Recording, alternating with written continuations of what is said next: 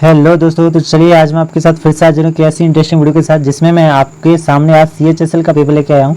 जो CHSL का paper देख सकते हो ये 2023 का पेपर है, तीसरे महीना का अप्रैल में, ठीक है। 21 मार्च का ये पेपर है, ठीक है। 21 मार्च 2023 का ये पेपर होने वाला है, ठीक है। तो इसमें अपन देखेंगे कि किस तरीके का CHSL का पेपर आता है। जो टियर 1 का है, तो अगर आपको टियर 1 अभी निकालना है तो इस पेपर को आपको जरूर देखना चाहिए। ये प्रीवियस ईयर पेपर है, उसकी आंसर की है, ठीक है। तो इस आंसर की को हम बड़े ध्यान से देखेंगे और इसे हम अच्छे से, ठीक है, पेपर को समझते हुए सॉल्व भी करेंगे, ठीक है। तो जो इंग्लिश लैंग्वेज है, इंग्लिश लैंग्वेज भी अभी हम इस पेपर में जनरल अवेयरनेस को देखेंगे, ठीक है। तो जनरल अवेयरनेस यहाँ पे ये इंग्लिश पोर्शन है आपका। इसके बाद ये वाला जो पोर्शन आता है वो जनरल इंटेलिजेंस, यानी आपकी रीजनिंग हो जाती है, ठीक है। इंटेलिजेंस, ठीक है, रीजनिंग हो जाती है। और रीजनिंग के बाद यहाँ पे रीजनिंग वाला पोर्शन था, उसके बाद आपका इसके 25 क्वेश्चन होने के बाद रीजनिंग के, उसके बाद आ जाता है दोस्तों यहाँ पे, जैसे हर सेशन में 25 क्वेश्चन होते हैं और 4 सेशन रहते हैं, ठीक है। तो इसके बाद देखिए, इसके बाद ये 25 क्वेश्चन यहाँ पे समाप्त हुए जनरल अवेयरनेस के, ठीक है, मतलब रीजनिंग के। और इसके बाद यहाँ पे देखिए क्वांटिटेटिव एटीट्यूड का मतलब होता है मैथ्स। यहाँ पे मैथ्स के आपको क्वेश्चन यहाँ पे स्टार्ट हो गए। आपका मैथ्स आता है वो यहाँ पे स्टार्ट हो जाता है। देखिए यहाँ पे दिया है पूरा, यहाँ पे 25 क्वेश्चन आपके मैथ होने वाला है। और मैथ्स भी बहुत सरल ही आया है, ठीक है, ज़्यादा टफ नहीं आया था, तो बहुत ही आसान है। इस तरीके से ये मैथ का है, ठीक है, पोर्शन है। और इसमें टोटल 25 सवाल आए थे, ठीक है। इसमें कुछ ग्राफ वाले भी सवाल आए थे जो दिए हुए हैं, ठीक है। इसके बाद हमारा आता है जनरल एटीट्यूड, वो जनरल अवेयरनेस, जिसे हम आज देखने वाले हैं बहुत बारीकी से, ठीक है। जनरल अवेयरनेस किस तरीके का आता है, ठीक है। तो यहाँ पे देखिए जनरल अवेयरनेस है और ये CHSL के पेपर में बहुत आपके काम आने वाला है। CHSL का जो आंसर की है वो यहाँ पे है 2023 मार्च की, यानी 21 मार्च की यहाँ पे ये आंसर की होने वाली है 2023 में, ठीक है। तो चलिए स्टार्ट करते हैं और हम आज के क्वेश्चन को देखते हैं। तो आज का पहला क्वेश्चन, निम्न में से किस व्यक्ति को नोबेल शांति पुरस्कार से सम्मानित किया गया। अब नोबेल शांति पुरस्कार किसे मिला था भाई, तो ये है कैलाश सत्यार्थी को नोबेल शांति पुरस्कार से सम्मानित किया गया था, ठीक है, हाल ही में, ठीक है। ध्यान रखना ये अभी का है पेपर, तो इस तरीके के क्वेश्चन बनेंगे, ठीक है। तो यहाँ पे देखिए काव्यवली का भारत में आगमन, जो कबाली का भारत में आगमन से हुआ था, कब से हुआ था, कहाँ से हुआ था, मतलब तो फारस से हुआ था, ठीक है। फारस से यहाँ पे कबालियों का आगमन अपने भारत में हुआ था, ठीक है। तो अब देखते हैं नेक्स्ट क्वेश्चन। नेक्स्ट यहाँ पे जो होने वाला है वो होने वाला है, यहाँ पे जो तीसरा क्वेश्चन है वो है कि अक्टूबर 2022 में केंद्रीय सड़क परिवहन और राजमार्ग मंत्री द्वारा शुरू किए गए नेशनल हाईवे इंफ्रा ट्रस्ट और वर्ल्ड प्रत्येक वर्ष प्रतिशत का प्रभावी प्राप्ति प्रदान करेगा। यहाँ पे ये करंट क्वेश्चन है, तो यहाँ पे अगर आपने बजट वगैरह पढ़ा है तो यहाँ पे 8.5 होने वाला है इसका, ठीक है। और चलते हैं, और यहाँ पे देख सकते हैं आपका जो अगला क्वेश्चन है वो है, यहाँ पे देखिए कि भारत ने 2021 में आयोजित टोक्यो ओलंपिक 2020 में किस टीम खेल में एकमात्र कांस्य पदक जीता था। मतलब किस टीम खेल में एकमात्र कांस्य पदक जीता था भारत ने 2021 में आयोजित टोक्यो ओलंपिक 2020 में किस टीम खेल में एकमात्र कांस्य पदक जीता था। तो जो फील्ड हॉकी था उसमें हमने एकमात्र कांस्य पदक जीता था यहाँ पे, ये इसका चौथा आंसर होने वाला है, ठीक है। ऐसे ही खेलों से अपने बहुत सारे क्वेश्चन देखने को यहाँ पे मिलते हैं। देखिए पांचवा क्वेश्चन है, 36वें राष्ट्रीय खेल 2022 के लिए शुभंकर का नाम क्या है।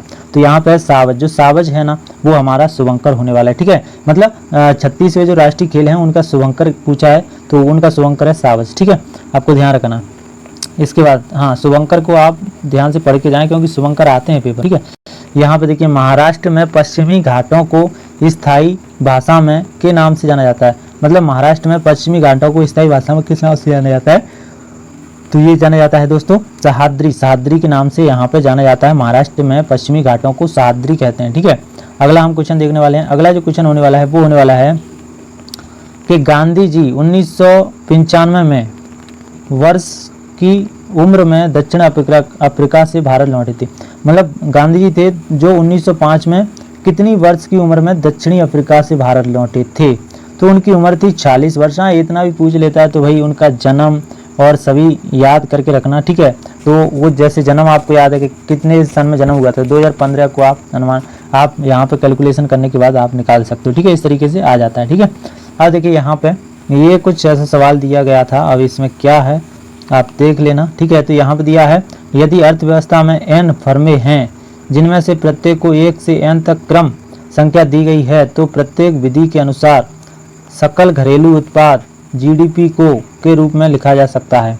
सकल घरेलू उत्पाद, यहाँ पे सकल घरेलू उत्पाद क्या है, तो ये कुछ ऐसा ही क्वेश्चन आया है, तो इसे आप देख लेना, ठीक है। इसमें ये होने वाला है, ठीक है। तो चलिए आगे चलते हैं और आगे और भी क्वेश्चनों को हम देखते हैं। तो यहाँ पे जो क्वेश्चन होने वाला है अगला, वो होने वाला है कि दिए गए कथनों में से व्यक्ति की पहचान कीजिए। उन्होंने 1994 में सिएटल में अपनी गैरेज से ई कॉमर्स दिग्गज की स्थापना की थी। इन्होंने जुलाई 2021 में कर्मचारी अध्यक्ष बनने के लिए सीईओ का पद छोड़ दिया था। भैया कर्मचारी अध्यक्ष बनने के लिए जिन्होंने सीईओ का पद छोड़ दिया था जुलाई 2021 में, ठीक है, वो कौन थे? तो वो थे जेफ बेजोस। जेफ बेजोस जो थे वो थे जेफ बेजोस ने, इन्होंने 1994 में सिएटल में अपने गैरेज से ई कॉमर्स दिग्गज की स्थापना की थी और जिन्होंने जुलाई 2021 में कर्मचारी जो अध्यक्ष बनने के लिए सीईओ का पद छोड़ दिया था, ठीक है। चलिए आगे चलते हैं और आगे हम देखते हैं यहाँ पे जो 10वां क्वेश्चन होने वाला है वो क्या कह रहा है। तो यहाँ पे 10वां क्वेश्चन है वो है निम्न में से कौन सा एक अखिल भारतीय वित्तीय संस्थान नहीं है, मतलब अखिल भारतीय वित्तीय संस्थान कौन सा नहीं है। तो यहाँ पे आईसीसी बैंक जो आईसीआईसी बैंक है, आईसीआईसीआई बैंक है, वो यहाँ पे अखिल भारतीय वित्तीय संस्था नहीं है। यहाँ पे और सब अखिल भारतीय वित्तीय संस्थाएं ये नहीं है, ठीक है। तो ये इस तरीके के क्वेश्चन एसएससी पूछ लेता है, ठीक है। सीएचएसएल में ये क्वेश्चन पूछे। अब देखिए यहाँ पे आपको दिख रहा है कि बृहद हिमालयन श्रृंखला की अनुमानित लंबाई जिसे केंद्रीय अक्षीय श्रेणी के रूप में भी जाना जाता है, पूर्व से पश्चिम तक कितने किलोमीटर है? मतलब बृहद हिमालय श्रृंखला की अनुमानित लंबाई कितनी है? तो यहाँ पे 25 किलोमीटर यहाँ पे होने वाली है ये लंबाई। ये यहाँ पे हिमालय वगैरह की यहाँ पे लंबाई वगैरह पूछ लेता है, आप ध्यान रखके चलना, ठीक है।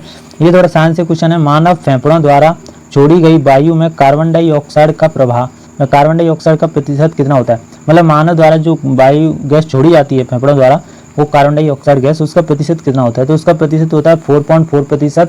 मानव अपने फेफड़ों से कार्बन डाइऑक्साइड को बाहर निकालता है, ध्यान रखना, ठीक है। अगला क्वेश्चन यहाँ पे होने वाला है, देखिए यहाँ पे दिया है कि किस देश ने फीफा अंडर-20 विश्व कप 2019 जीता था। भैया फीफा अंडर-20 विश्व कप 2019 में किसने जीता था? तो यूक्रेन ने जीता था। फीफा के सारे क्वेश्चनों को आप करके जाना, ठीक है, क्योंकि फीफा से क्वेश्चन आते रहते हैं, ठीक है, फीफा वर्ल्ड कप से।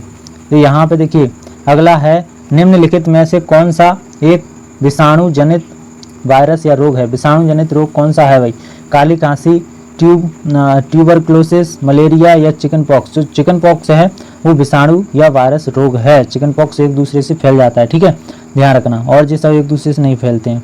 तो आगे चलते हैं और आगे हम और भी क्वेश्चनों को देखते हैं। तो यहाँ पे जो अगला क्वेश्चन होने वाला है वो होने वाला है, देखिए निम्नलिखित में से कौन सा MS PowerPoint 365 में एक मान फाइल प्रारूप नहीं है? एक मान में फाइल प्रारूप नहीं है।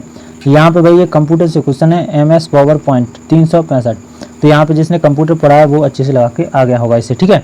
और भी देखते हैं, और यहाँ पे 16वां जो क्वेश्चन होने वाला है वो होने वाला है, देखिए कि भारतीय संविधान का पहला संशोधन अधिनियम 1995 ने निम्नलिखित में से किस अनुसूची को छोड़ दिया था? मतलब भारतीय संविधान का पहला संशोधन अधिनियम 1995 ने निम्नलिखित में से किस अनुसूची को छोड़ दिया था? तो वो है 11वीं 10वीं। तो 9वीं जो अनुसूची है उसे छोड़ दिया था पहले संशोधन के अनुसार, ठीक है।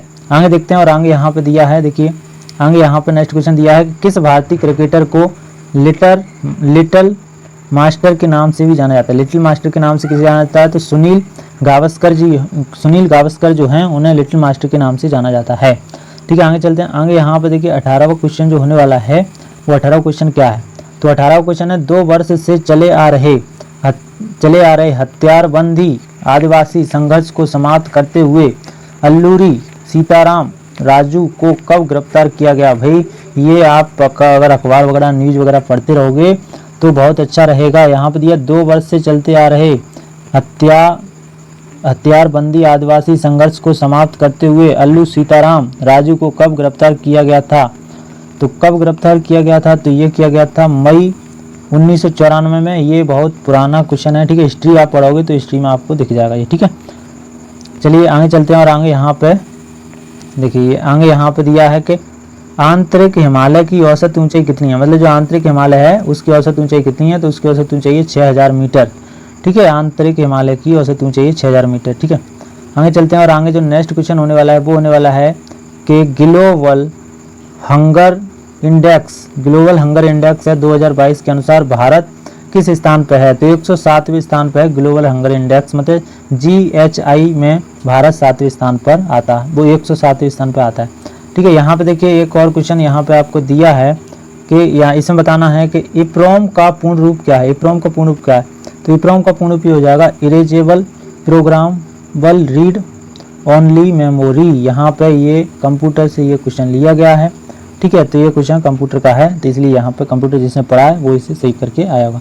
ठीक है, यहाँ पे जो अगला क्वेश्चन दिया है देखिए वो दिया है कि निम्नलिखित में से कौन एक परमाणुक है, कौन एक परमाणुक है, निम्नलिखित में से कौन एक परमाणुक यहाँ पे है।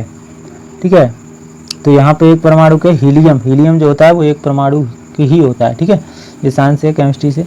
चलिए यहाँ पे संविधान का एक और क्वेश्चन आ चुका है कि यहाँ पे भारतीय संविधान का अनुच्छेद 350 का से संबंधित 350 का ही संबंधित है प्राथमिक स्तर पर मातृभाषा में शिक्षा की सुविधा, प्रारंभिक स्तर पर मातृभाषा में जो शिक्षा की सुविधा है उसके ऊपर दिया गया 350।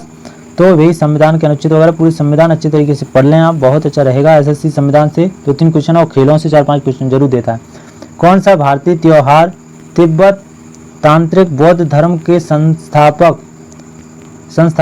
आराध्यामित गुरु पद्मसंभव की जयंती मनाता